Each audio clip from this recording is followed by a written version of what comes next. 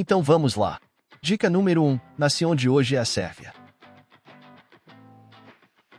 Dica número 2. Fui sepultado na Igreja dos Santos Apóstolos.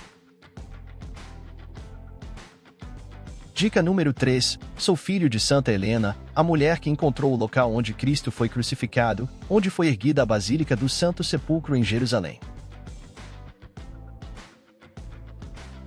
Dica número 4. Me casei com Minervina e depois com Fausta.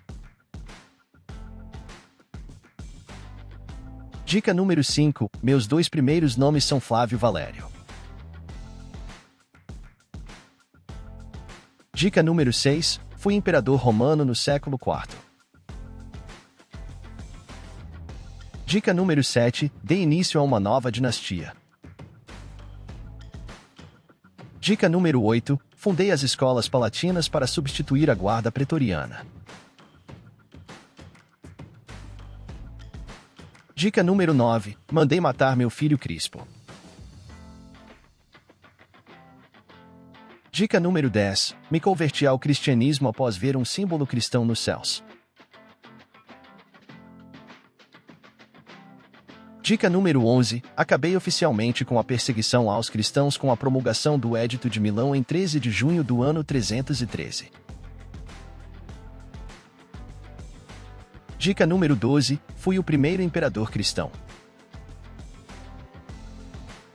Dica número 13. Convoquei o primeiro concílio de Niceia. Dica número 14. Sou considerado o primeiro imperador do que depois ficou conhecido como Império Bizantino ou Império Romano do Oriente. Dica número 15. Fui cognominado Magno ou o Grande. Dica número 16. Reformei a cidade de Bizâncio e a rebatizei Constantinopla, fiz dela a nova capital do Império, onde hoje é Istambul, na Turquia.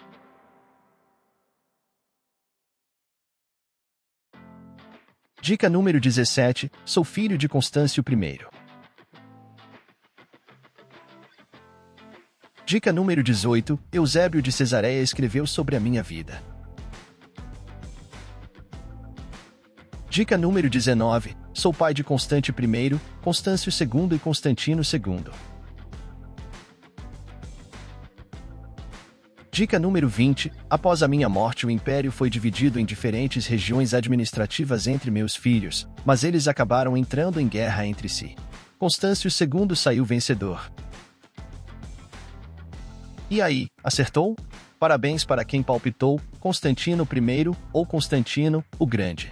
Constantino, proclamado Augusto pelas suas tropas em 25 de julho de 306, governou uma porção crescente do Império Romano até a sua morte.